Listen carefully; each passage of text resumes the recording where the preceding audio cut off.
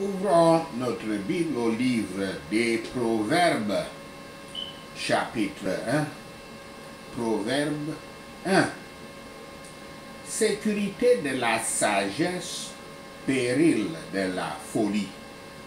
Sécurité de la sagesse, péril de la folie.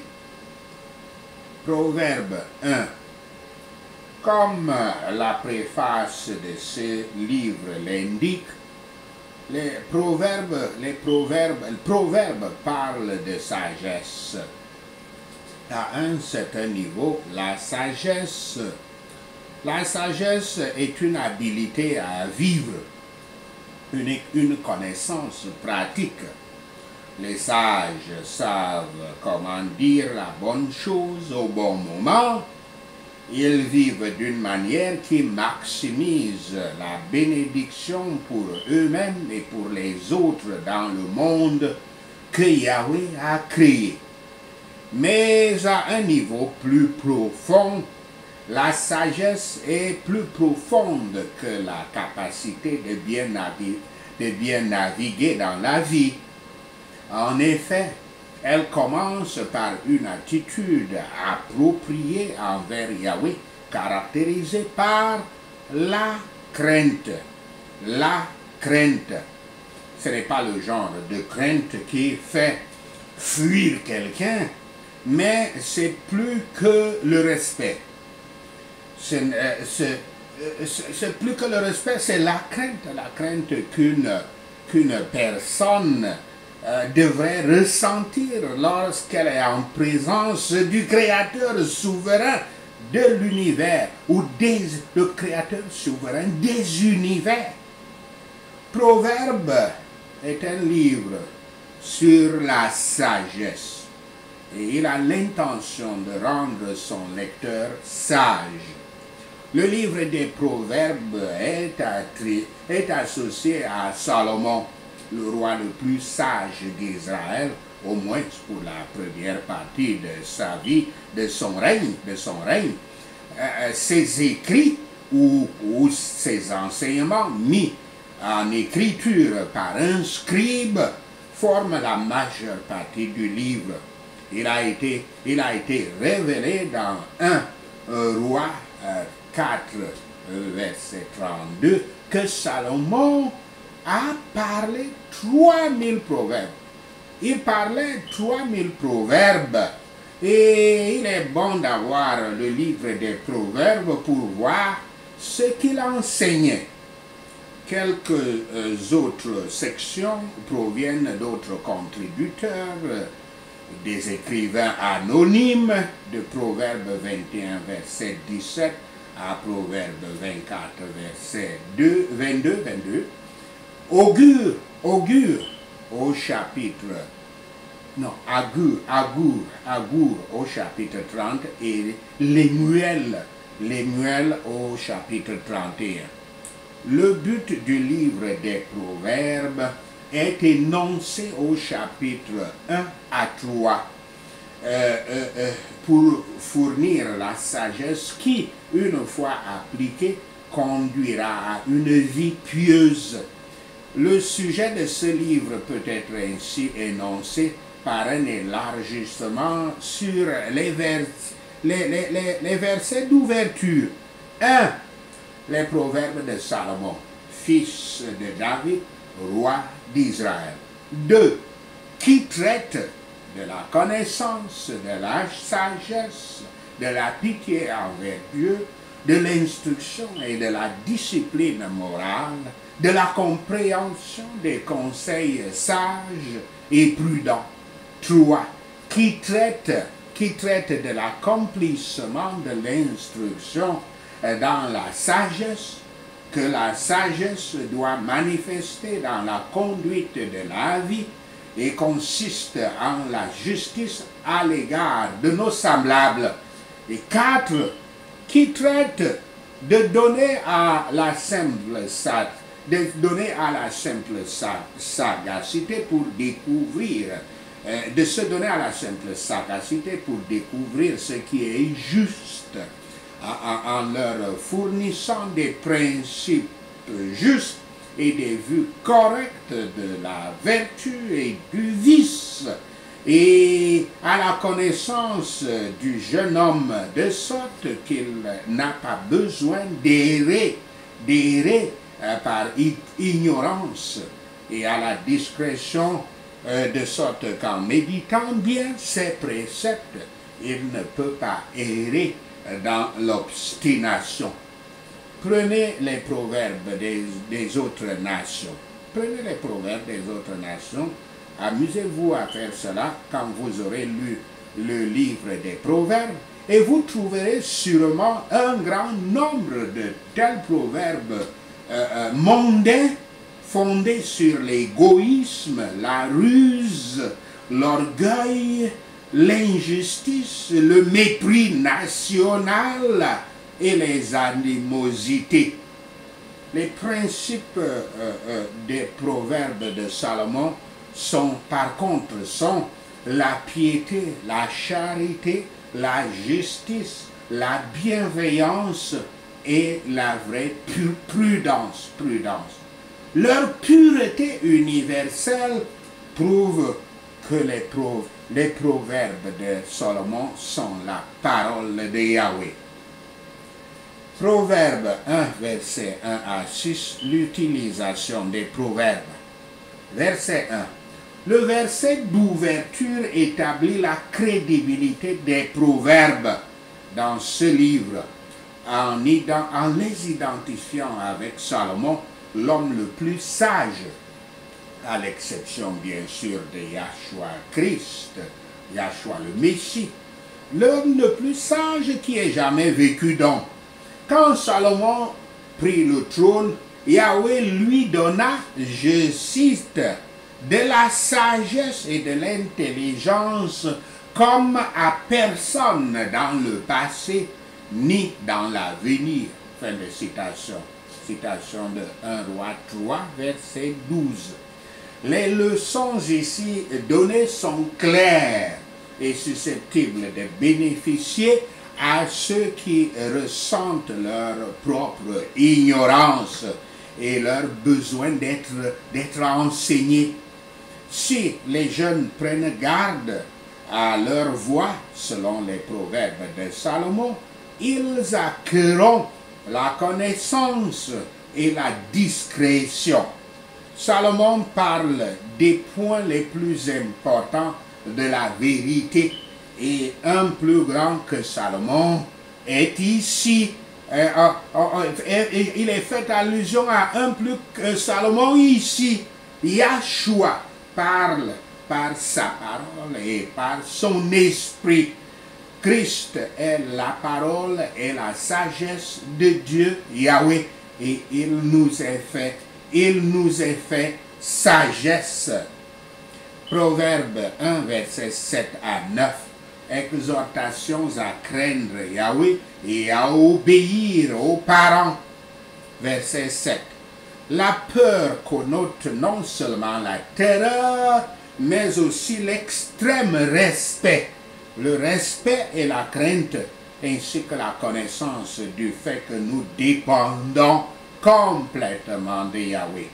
La crainte de Yahweh apporte l'humilité, le manque d'orgueil et la volonté de l'écouter plutôt que de chercher sa propre voix. Verset 8. La sagesse commence quand un enfant écoute son père et sa mère. Le mot utilisé entendre dans ce texte porte l'idée d'écouter avec l'intention d'obéir.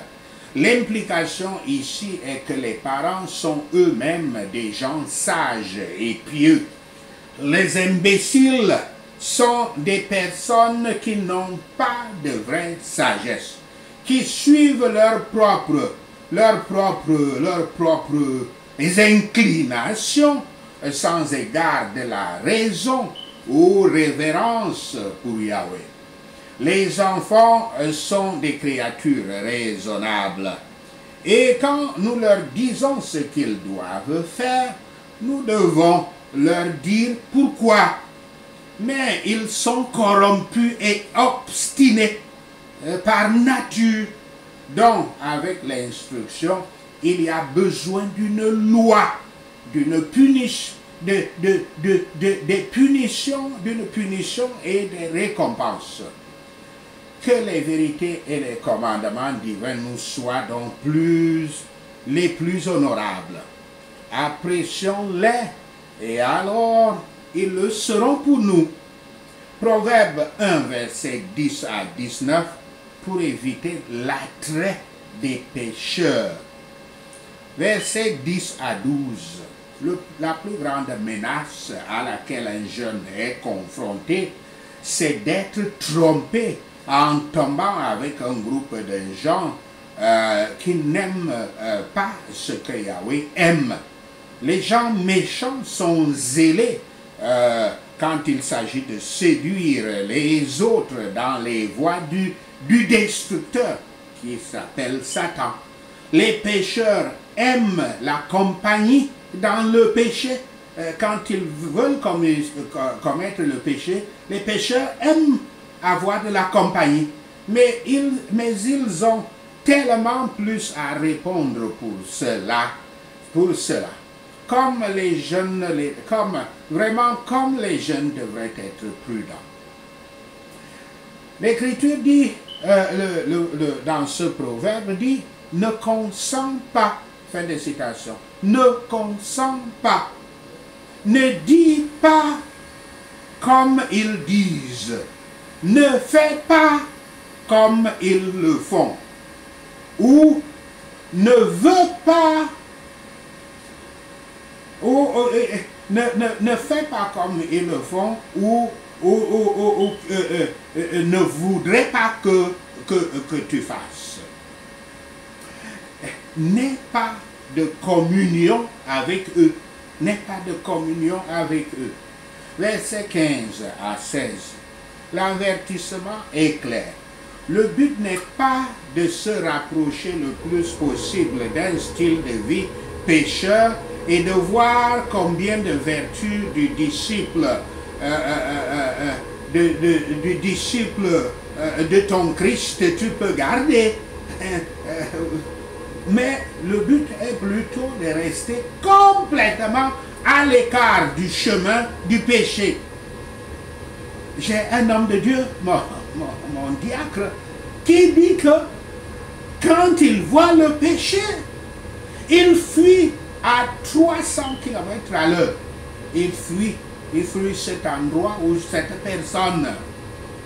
Et c'est comme ça qu'il peut garder sa vie de saint. Donc le but est de rester complètement à l'écart du chemin du péché. Qui pourrait penser que cela devrait être un plaisir pour une personne d'en détruire une autre? Voyez leur idée, l'idée des pécheurs, leur idée de la sagesse, voyez leur idée de la richesse mondaine. Mais la richesse mondaine n'a ni substance, ni n'est précieuse.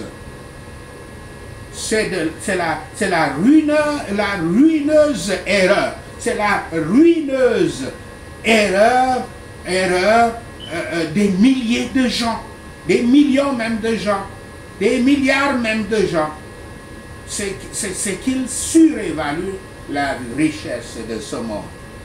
Les gens se promettent en vain que le péché tombera et sera fait à leur avantage. La voie du péché est une descente, comme sur une colline. Vous lâchez un rocher au-dessus de la colline, quand il descend, et il ne fait que augmenter de vitesse et d'être de plus en plus destructif un rocher. La voie du péché donc est une descente abrupte. Les gens ne peuvent pas s'arrêter de pécher dès qu'ils commencent au sommet de la montagne. Verset 17 à 19. Il est stupide d'essayer de piéger un oiseau en plaçant un piège pendant que l'oiseau regarde. Il est tout aussi idiot d'essayer de tirer profit illégalement Si vous suivez ce chemin, vous vous autodétruirez. Les jeunes peuvent-ils éviter la ruine temporelle et éternelle? Qu'ils refusent de faire un pas dans ces chemins destructeurs qui sont les chemins du péché. La cupidité du gain des gens du monde les précipite sur des pratiques qui ne les font pas souffrir, eux ou d'autres, pour ne vivre que la moitié de leur jour. Que profite un homme, bien qu'il gagne le monde entier, s'il perd sa vie, et beaucoup moins encore s'il perd son âme? Proverbe 1, verset 20 à 33, l'adresse de la sagesse aux pécheurs. Verset 23. Malgré les attitudes des simples, des moqueurs et des imbéciles, la sagesse continue de leur parler avec un fort message de miséricorde. Si vous cherchez la sagesse, elle ne vous quittera pas. Salomon, ayant montré combien il est dangereux d'écouter les tentations de Satan, déclare ici combien il est dangereux de ne pas écouter les appels de Yahweh. Yahshua lui-même est sagesse. Et elle est même sagesse au pluriel, les sagesses. 3 sortes de personnes sont ici appelées par lui, par le psalmiste et par le Saint-Esprit qui parle en lui. Premièrement, les simples. Ce sont les pécheurs qui aiment leur notion simple du bien et du mal, leurs préjugés simples contre les voies de Yahweh, et ils se flattent de leur méchanceté, les moqueurs. Ce sont des gens orgueilleux et jovieux et qui font une blague de toutes choses. Les railleurs de la religion qui coulent, qui noient tout ce qui est sacré et sérieux. Troisièmement, les imbéciles, ou bien les fous. Les pires des imbéciles sont ceux qui détestent être enseignés et ont une aversion enracinée pour la piété sérieuse. Le précepte est simple. Je cite, tournez-vous, ou dans le sens de changer à ma réprimande. Changer à ma réprimande. C'est-à-dire, nous ne faisons pas un bon usage des reproches si nous ne passons pas du mal, de ce qui est mal à ce qui est bon. Les promesses sont très encourageantes. Les gens ne peuvent pas changer par leur propre pouvoir. Mais Yahweh répond, je cite, « Voici, je vais répandre mon esprit sur vous. » Fin de citation. Il va répandre son Saint-Esprit sur vous et vous permettre de changer, cette fois-là par son pouvoir. La grâce spéciale est nécessaire à la conversion sincère. Mais cette grâce ne sera jamais refusée à quiconque la cherche. L'amour du Christ et les promesses mêlées à ses reproches devraient sûrement attirer l'attention de tous. Versets 29 à 31. Ceux qui ont choisi la folie, l'imbécilité, ne le font pas par ignorance. Ils ont pris la décision consciente de faire les choses à leur manière plutôt que de faire les choses à la manière de Yahweh. Versets 32 à 33. Les fous, les imbéciles éprouveront la douleur et la misère qui viennent du fait de faire les choses à leur propre manière, à leur propre façon, alors que les sages jouiront de la sécurité et de la liberté, de la peur de Yahweh. On peut se demander combien de temps les gens ont-ils l'intention de suivre un chemin si périlleux quand on considère l'incertitude de la vie et les conséquences de la mort sans Christ. Maintenant, les pécheurs vivent à l'aise et mettent leur tristesse au défi, mais leur calamité viendra. Maintenant, Yahweh est prêt à entendre entendre leurs prières. Mais alors, ils pleureront en vain quand Yahweh sera prêt à entendre leurs prières. Sommes-nous encore ceux qui méprisent la sagesse?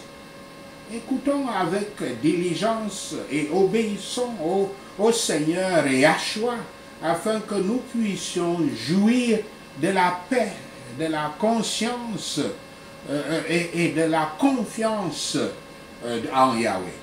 Soyons libérés du mal dans la vie, dans la mort et pour toujours. Sachez ceci et le Seigneur Yahweh vous bénira. Amen. Prenons ces points de prière.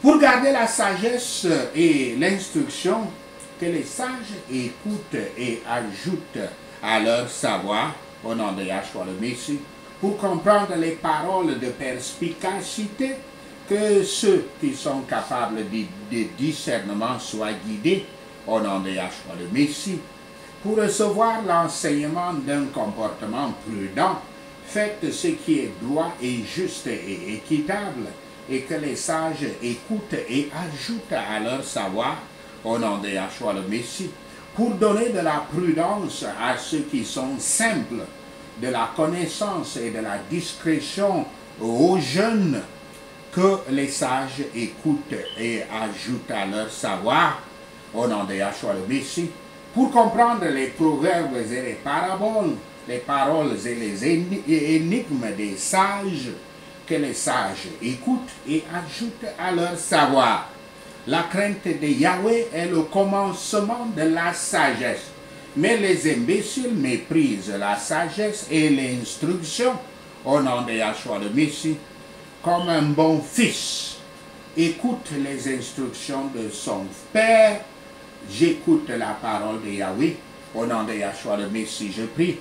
Comme un bon fils n'abandonne pas l'enseignement de sa mère, je n'abandonne pas l'enseignement de Yahweh, au nom de Yahshua le Messie, je prie.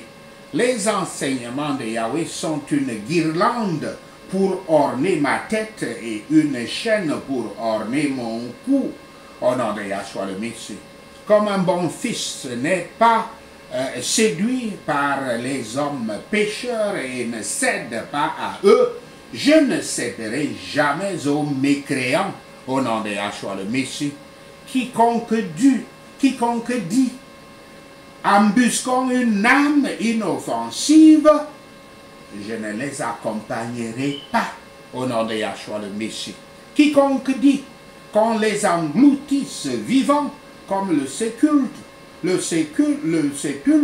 et qu'ils soient entiers comme ceux qui descendent dans la fosse, je ne mettrai pas le pied sur leur chemin, au nom de Yahshua le Messie. Quiconque dit, nous obtiendrons toutes sortes de choses de valeur et remplirons nos maisons de butin, je ne mettrai pas le pied sur leur chemin, au nom de Yahshua le Messie. Quiconque dit, jetez le sort avec nous, nous partagerons tous le butin, je ne mettrai pas le pied sur leur chemin, au nom de Yahshua le Messie, car leurs pieds se précipitent dans le mal, ils seront prompts à répandre le sang, au nom de Yahshua le Messie. Comme c'est inutile de répandre un filet où chaque oiseau, là où chaque oiseau peut voir, au nom de Yahshua le Messie. Les malfaiteurs guettent leur propre sang. Ils ne tentent que des embuscades au nom de Yahshua le Messie. Voici les sentiers de tous ceux qui vont après, qui suivent le gain mal acquis, qui enlève la vie de ceux qui l'obtiennent au nom de Yahshua le Messie. Dans les appels de sagesse ouverts à haute voix, elle élèvera sa voix dans les appels ouverts, la sagesse à la haute voix élèvera sa voix sur la place publique au nom de Yahshua le Messie. Voici, au sommet du mur, la sagesse crie à la porte de l'église. Elle prononce son discours au nom de Yahshua le Messie. Ceux qui sont simples et aiment leur voix simple ne tarderont pas à les aimer au nom de Yahshua le Messie. Les moqueurs qui se plaisent dans la moquerie et les insensés qui détestent la connaissance ne tarderont pas à se moquer et à haïr la sagesse au nom de Yahshua le Messie. Et je me repentirai à ta réprimande.